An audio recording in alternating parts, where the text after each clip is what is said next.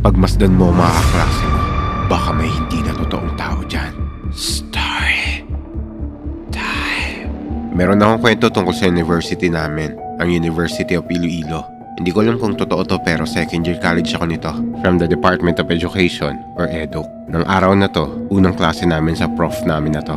Binigyan niya kami ng index card at pinasulat niya yung pangalan at section namin dito. Tapos after magturo ng prof namin, pinapasa niya yung index card namin para sa random recitation. Para siguro makita niya kung nakikinig ba talaga kami sa klase niya. Nung napasa na namin lahat ng mga index card namin, pinaalalahanan kami ng prof namin na siguraduhin pangalan talaga namin ang nakasulat sa index card namin. Kasi meron daw sa kabilang building, sa senior high building, na nagpasa ng index card na may pangalan na wala naman sa klase niya. 7:30 PM daw ng mga oras na yon at dismissal time na. Nangongolekta rin daw yung prof nila ng index card nung gabing yon bago sila umuwi. Tapos isang araw, nag-random calling daw ng names yung prof na yon. Alas 7 na ng gabi ng mga oras na to.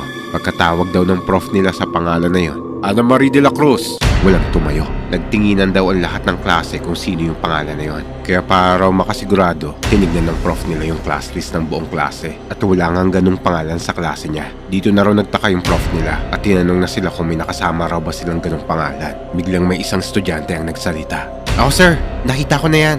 Nakasama na namin yan sa klase pero lagi lang niya nag-iisa at parang walang kaibigan at wala rin kumakausap sa kanya." Naging curious yung prof nila tungkol sa estudyante na yon. To the point na chinek niya din yung mga class list ng co-teachers niya na nagtuturo sa section na yon. Pero nalaman niya na wala talagang ganung name sa class list. Pero nakakapagtaka raw, lagi niya raw nakikita yung pangalan na yun sa tuwing nangongolekta siya ng mga projects. Nagtataka na yung prof nila kasi hindi niya nabibigyan ng grade yung student na yun dahil walang pangalan sa class list niya. Nung kinuwento niya at ipinakita niya yung name ng estudyante na yun sa ibang co-teachers niya na matagal na sa school na yun, ang sabi sa kanya ng mga yon, yung estudyante na raw na yun ay niwakasan ang buhay niya sa loob ng classroom na yun kung saan sila nagkaklase. Kaya raw siguro laging nagmumulto yun sa classroom nila.